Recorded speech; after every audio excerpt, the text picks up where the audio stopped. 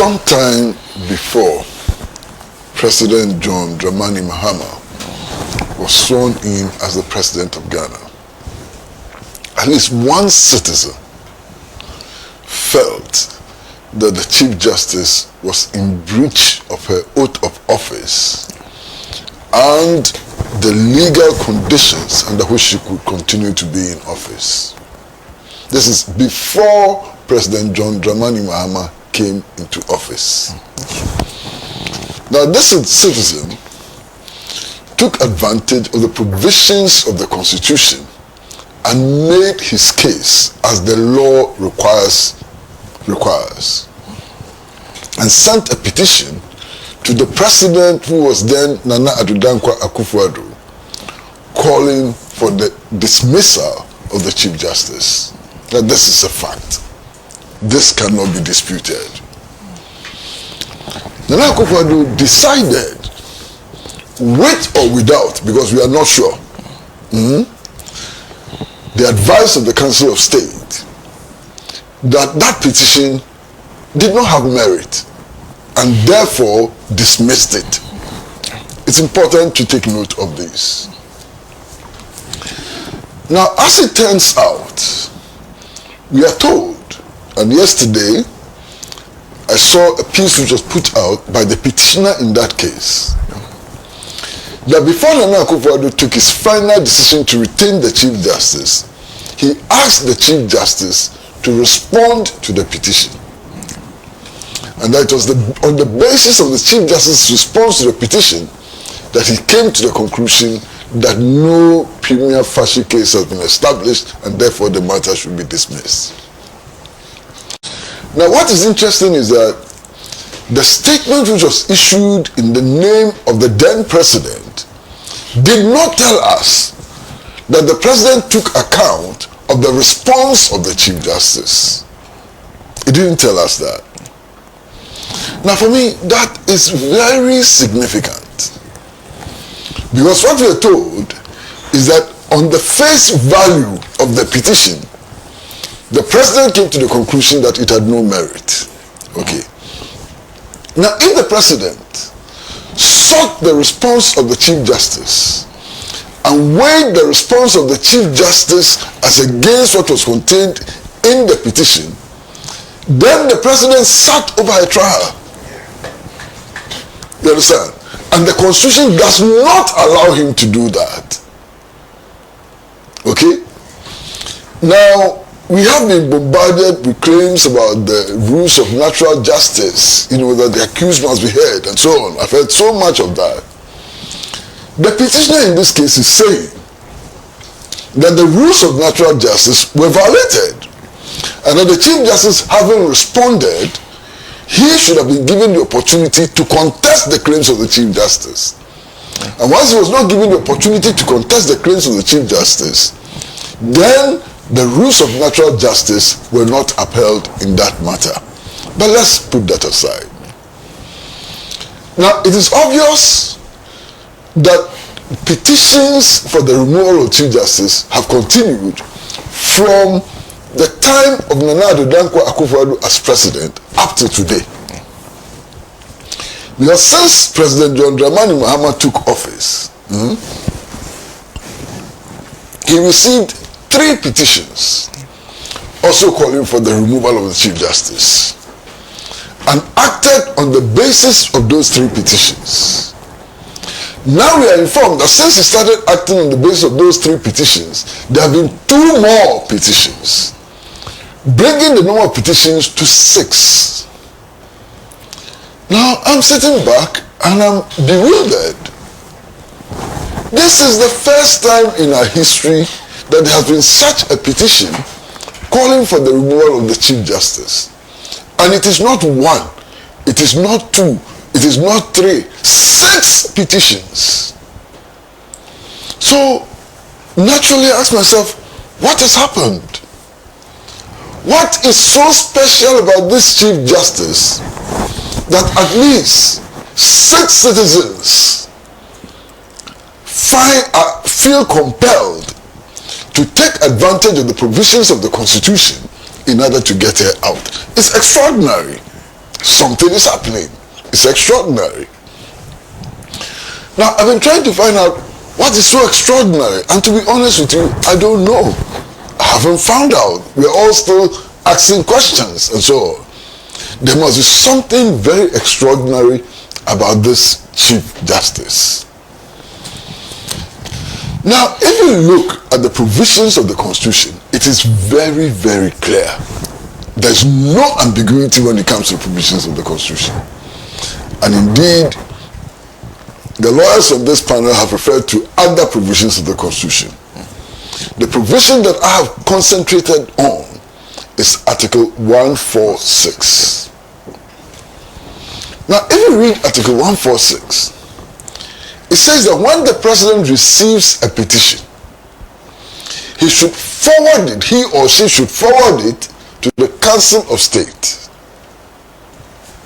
which shall then determine whether there's a prima facie case or not, that on the face of the petition, whether it is worthy to move further to investigate, the claims in the petition. That's what the Constitution says. Okay? Now, when the president received the petitions, what did he do? He forwarded it to the Council of State as prescribed by the Constitution. He did not take a decision on the matter. Significantly, the Chief Justice then protests that before the Council of State determines whether or not there's a prima facie case, she's entitled to a response. If you read the Constitution, she's not entitled to any response. Read the Constitution. I want anybody to read the Constitution and tell me that she's entitled to a response. She asks for 7 days within which to respond. The president says, no, I give you 10 days instead of 7. I like. President says, I give you 10 days, even though we're asking for 7 days. As a matter of fact, the president could have said, we are not entitled to a response, and it would still have been constitutional. But the president says, you want 7 days to respond, I give you 10. She writes her response. The response is then forwarded to the Council of State, so that the Council of State, in determining whether or not a prima facie case has been established, would also take account of her side of the story. Now, mind you, this Council of State is not a vagabonds association. On this Council of State is a retired Chief Justice. On this Council of State is a lawyer of repute and in good standing and a former Speaker of Parliament. On this Council of State, there are several lawyers on the Council of State. On this Council of State, there is a retired police chief. On this Council of State, there are retired ex-service personnel on the Council of State. So it is not an association of vagabonds. And indeed, on this Council of State, there are persons appointed by the president and persons elected on the basis of universal adult suffrage on this Council of State. So I'm wondering how anybody, for any stretch of imagination, can come to the conclusion that this Council of State is a rubber stamp for the president. That would be a very difficult decision to come to. But the Council of State looked at the petitions and also looked at the response of the Chief Justice and came to the conclusion that a prima facie case has been established. Now, when you talk about a prima facie case being established, it does not mean that the Chief Justice is guilty of the offenses alleged. It doesn't mean so. It means that on the face of the petition, we have come to the conclusion that the matters need to be investigated and the facts established. That's what it means. Okay? So it is possible that the next stage which is the stage where the president actually establishes a 5-member committee, that next stage can investigate the matters and come to the conclusion that the Chief Justice is innocent and should continue in office. You understand? Now, there is something very, very clear in the constitutional provisions. And what is it?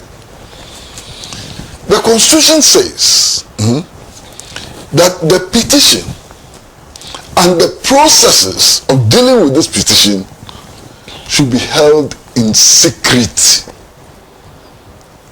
There's a good reason for this. Now, the reason for this simply is that yes, a prima facie case can be established, but the 5-member committee so appointed by the president can determine that the Chief Justice is innocent. In which case, the Chief Justice must continue to be Chief Justice.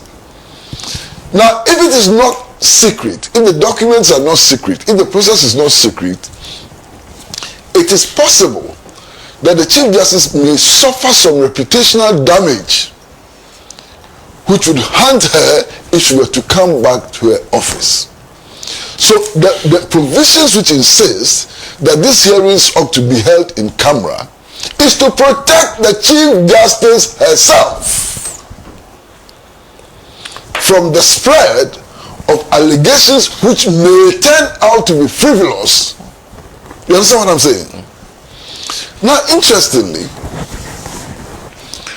when the president wrote to the Chief Justice, after the Chief Justice had complained about the need for her, to put up her defense and so on, strikingly, the president protested that we are leaking information about this process.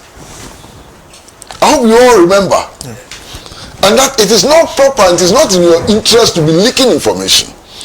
As we speak, the Chief Justice has not told the president that what the allegation the president made was wrong and baseless.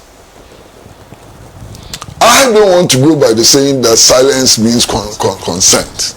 Because it's not always that silence means consent.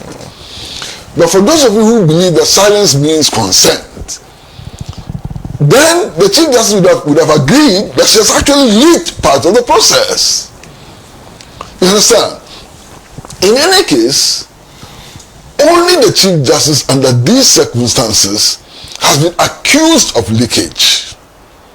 And she has not responded to the accusation of leakage. Be that as it may, the Chief Justice then fires her response to the allegations which have been made. And then, interestingly, within hours, the website of a radio station, which is perceived, and I'm choosing my words very carefully, perceived to be aligned with the opposition to the president, publishes details of her response. I would struggle, really struggle, to come to the conclusion that the president's office or persons who work with the president leaked that information. Because that leakage clearly was not meant to protect the interests of the president.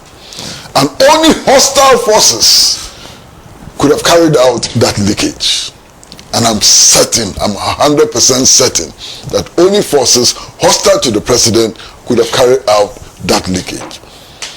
So be that as it may, now we have the documents about the case in the public domain, being discussed in the public domain, in clear violation of the constitutional provision which insists that these matters ought to be discussed and handled in camera. You understand what I'm saying? So somebody has deliberately decided that what the Constitution provides for should be set aside already by leaking. The person or persons have come to the conclusion that we shouldn't follow the Constitution. And that's a very worrying indication. And you lawyers always say that those who seek equity ought to come with clean hands. That's what you lawyers say. So, by implication, what it simply means is that those who want to uphold the tenets of the Constitution ought to demonstrate that they believe in the Constitution, they are ready to protect the Constitution by abiding by its provisions. You don't protect the Constitution by not abiding by its provisions. And the act of leakage is a clear constitutional violation. Okay.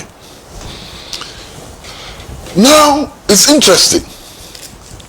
After this initial leakage, you had television presenters actually putting the petition and the Chief Justice's response on television screens and discussing them and so on. Now, to all intents and purposes, what was happening there was the trial of the case, which is supposed to be done by the 5-member committee. So we have now taken the matters from the 5-member committee, put it in the public domain, and have begun trial of the issues. I find that exceedingly worrying. And in fact, a deliberate act to trample on the provisions of the Constitution. And I find that exceedingly reckless, because the reputational damage that the Chief Justice is not supposed to suffer is now being inflicted upon her. You understand? Now, I don't want to be discussing what is in the petition and what the Chief Justice's response may be, because I still want to be able to say that what appears to be the leaked documents may not be the authentic documents, because there's no grounds to believe that these are the authentic documents. They may very well be the authentic documents, but in terms of strict proof, none of us can say that those are the strict documents. So I don't want to get into that thing of discussing, these documents as fakes, as original, and so on. That is not for me to do. Okay. But if you look at the processes prescribed by the Constitution, indeed, if you look at Article 146, many of the actions that the President has to take, and I'm using the word has to take, shall take upon the receipt of a petition are mandatory. In fact, their presidential duties, their duties imposed on the President by the Constitution, and his refusal to do that can lead to the impeachment of the President. You understand? If the President refuses to abide by any of the provisions in Article 146, the President can be accused of constitutional violation, and the President himself will suffer consequences for not following the Constitution. These are his duties. We elected him as President to perform these duties. Every and anybody seeking office as President knows that the Constitution has some injunctions on him. The Constitution prescribes duties that he must do. One of those duties is to refer petitions for the removal of the Chief Justice to the Council of State. One of those duties is that after the Council of State has determined that a prima facie case has been established, he is enjoined, he is forced by force. He has to establish a 5-member committee. Now, the membership of this 5-member committee is also prescribed by the Constitution, and it is very interesting. 2 judges of the Superior Court, that's what the Constitution says, and 3 other members who should not be lawyers. Wow! The Constitution says that that committee should have 3 other members who should not be lawyers. They should not be parliamentarians. It is clear. So what the Constitution seeks to do is to have 3 lay members of the community. So you see, if the president decided to have Nana Akufo-Addo, former president, General Secretary of the New Patriotic Party, and Nana B as the three other members, would have complied with the Constitution. Except for the fact that those two are lawyers. Oh, Nana B. Sorry. So, I think all three. Frimpong Kudia is also a lawyer. I thank you. So, if the president decided, now let me change it. If the president decided to have Alhaji Mahmood Bawumia as one of the three, Wontumi as one of the three, and John Boadu as one of the three, he would have complied with the Constitution. He would not be in breach of the Constitution. You understand what I'm saying? On the other hand, if he also decided... Why are you using them as wait for him. Because they are not lawyers. Because they are not lawyers, they are not parliamentarians. They are not the only Ghanaians. Wait for him. I haven't finished. Wait for him. Have I finished? Wait for him, please. If the president decided to have my friend here... No, I'm not part. Don't worry. No, it's just an example.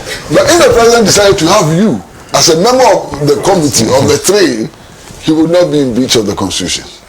In fact, if he decided to appoint my good friend Dr. Toniedu as one of the three, he would not have been in breach of the Constitution. If Senator Numo was made one of the three, he would still not have been in breach of the Constitution. You understand what I'm saying? And the three persons who were nominated, in addition to the two justices of the Supreme Court, are not in breach of the Constitution. Okay. Now, there are some things which are interesting. They are said in memoirs. You understand? And I'm sure we've all heard them. Some people have looked at the three who were appointed and say, what? The former Auditor General is sitting there. How can we be sure that he will not take a position against the Chief Justice? And we cannot be sure that he will not take a position against the Chief Justice because he went to the Supreme Court to fight for his rights. And that the Supreme Court, presided over by Gertrude Torkornoo, made sure that his rights were upheld only at the time when it wasn't necessary. So he must have a legitimate grievance against her. Now, I'm not the one saying this.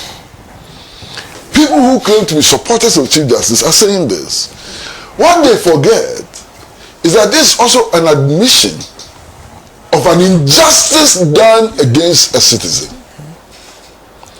And if a court does an injustice against a citizen, that must be in clear violation of the Constitution. You see, so by making that argument, they themselves are admitting that there is something wrong with our court system. And the persons who populate the court system, because an injustice was done to Domolevo, that's their own argument, it's not my argument. I know Mr. Domolevo considerably well. And in my view, based on what I know about him and my interaction with him, I cannot suspect that he would abandon the national interest and pursue a personal vendetta. I don't think that that is possible with Domolevo, given who he is. But you see, it's not what I think, it's not my view which is important in this matter.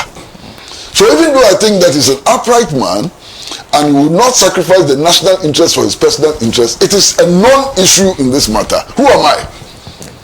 You understand what I'm saying? But those who argue that his presence on the committee foretells the outcome of the committee's work indirectly admits abuse of citizens' rights through the court process, and they should be careful. They are not helping the Chief Justice in any way when they advance this kind of argument. But you see, the Constitution says, and this is very critical, if if you look at all the provisions of Article 146, there are only 3 places where the president is given discretionary power. I've asked for the Constitution and it hasn't come yet. But I remember very clearly that subsection 10 and 11 and one more, which I can't remember off my head, said that the president may act in a certain way. If you look at all the other provisions, it says shall act. But in those 3 instances, it says that the president may. The 10 has 2 discretions. Not just the 10 alone has 2 discretions. Oh, the 10 has 2 discretions. Yeah. So 10 and 11 are where those discretions are. Okay. Oh, you have it there. Yeah. Thank you, sir. Thank you, sir. Thank you, sir. Thank you. Thank you very, very much.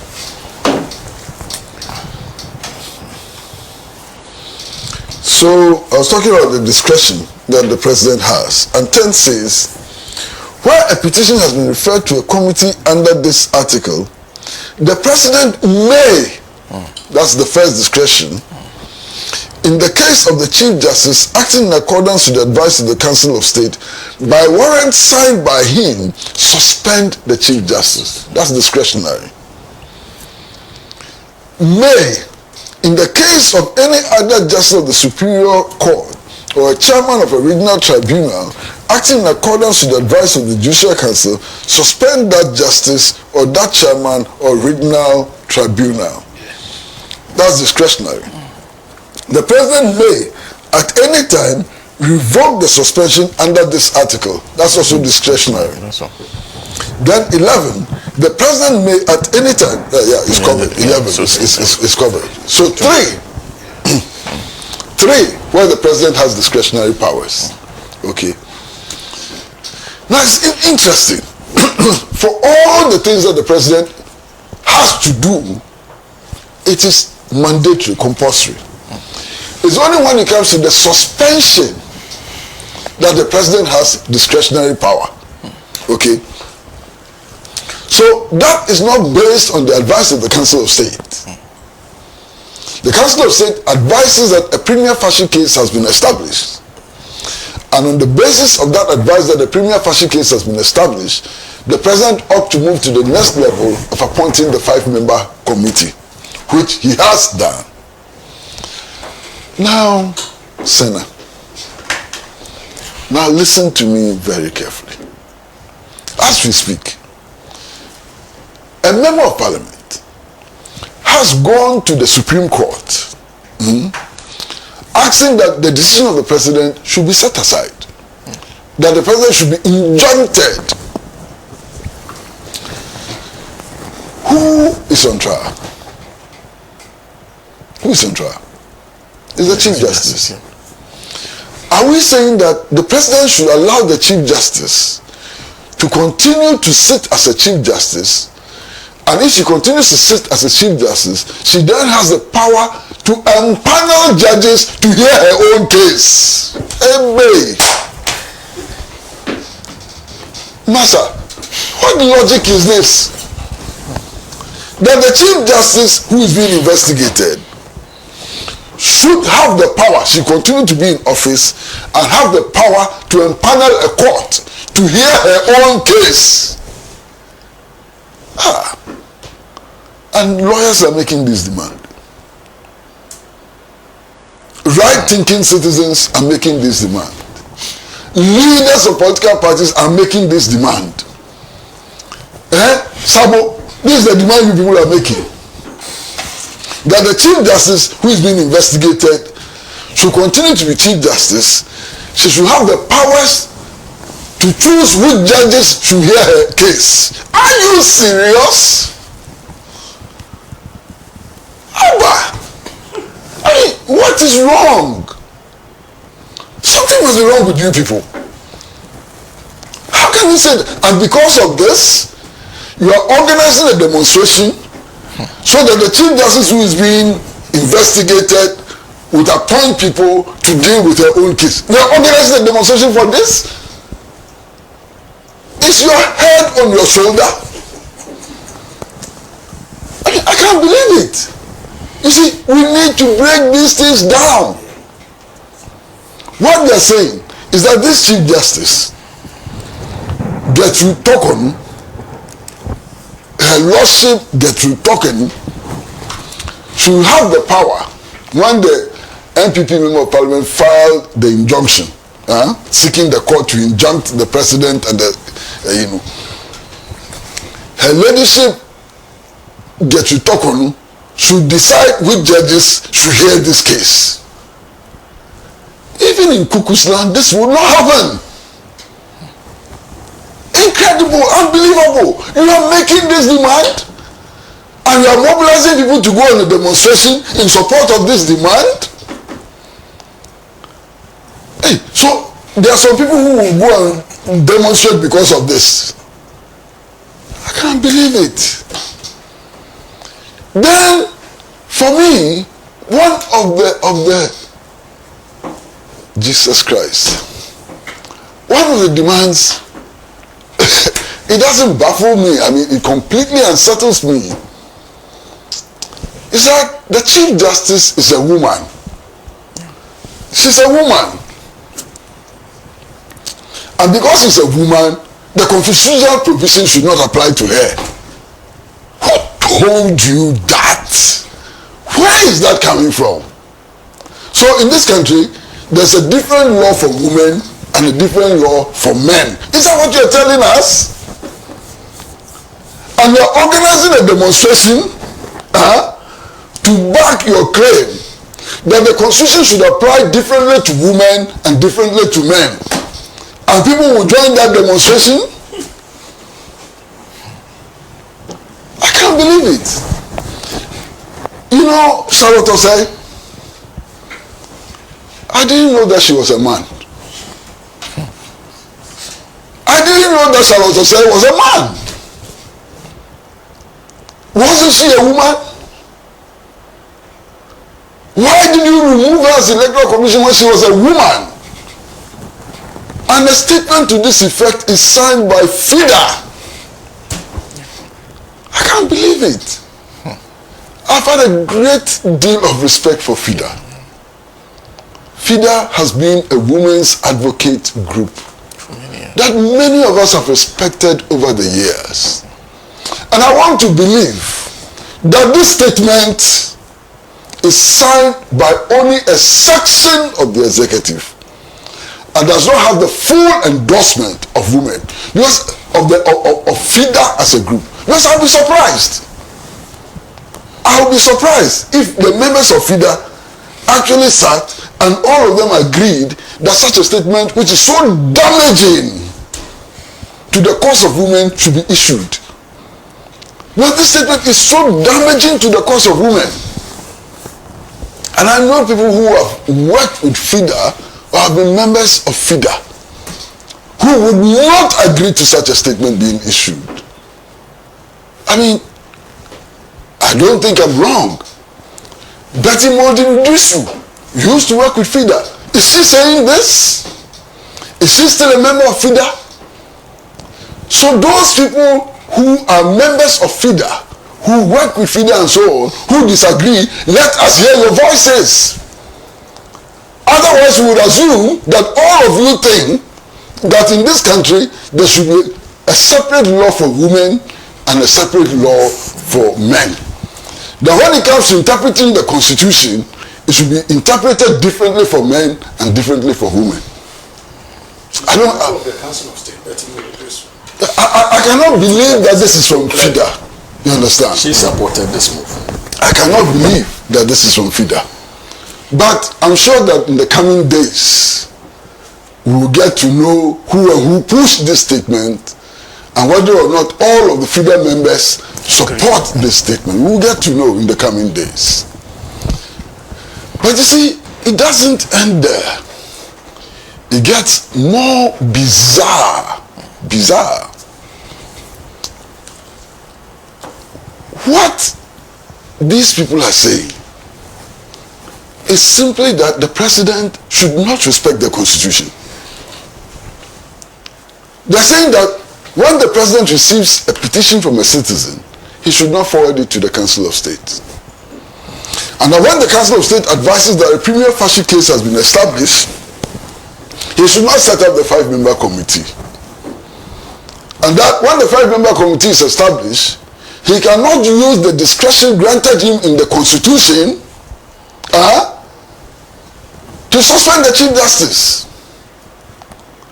Hey, so we've now come to the point where lawyers, seasoned leading politicians are begging the president or forcing the president not to respect the Constitution.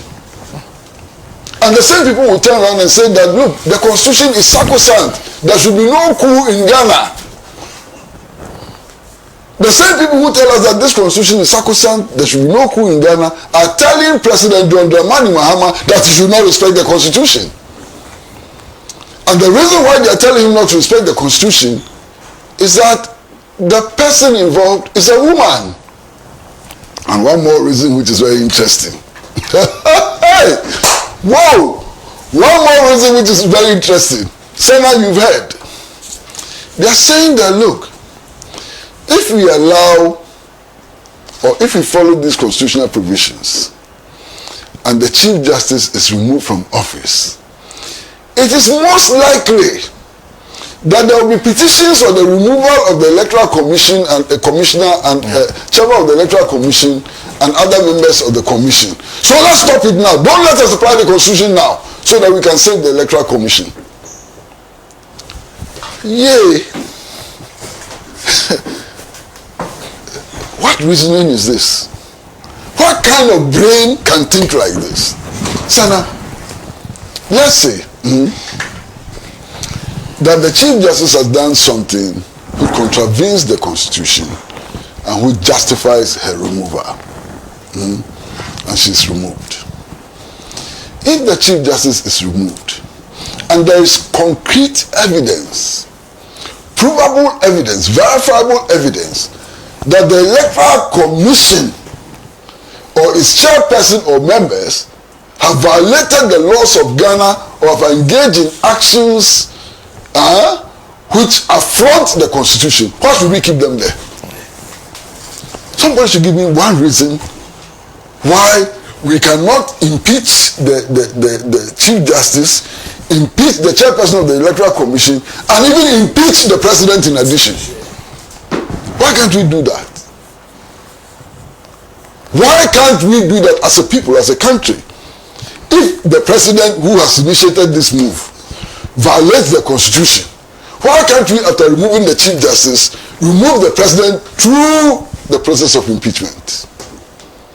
And if we can remove the president through the process of impeachment, at least at the level of theory, why can't we remove the chairperson of the Electoral Commission through another process of impeachment and through the application of the rules which are imposed upon us by the Constitution? Somebody should give me a good reason. So let nobody be stampeded into thinking that after the removal of the Chief Justice, any other public official who can be removed lawfully will be saved. Nobody will be saved. What will save other public officials is their conduct. Whether their conduct is above board, whether their conduct does not border on criminality, whether they have not displayed incompetence. Because if you are incompetent, after Chief Justice, there's no reason for keeping you there. If you have violated the Constitution, after Chief Justice, that is if the Chief Justice is proving, if the allegations against her are proven, they may not be proven. She may walk as an innocent person and come back as Chief Justice. I don't know anything now which suggests that she may not be able to go through this committee and come out with flying colors. She may. You understand? But if she doesn't, it doesn't provide protection for any public officer who can also be removed through the application of the constitutional provisions. Listen, now let me say this. I will be most disappointed if any effort is made to subvert this demonstration which our friends are planning. They must be allowed to demonstrate. It is a right which is guaranteed by the Constitution for all citizens. So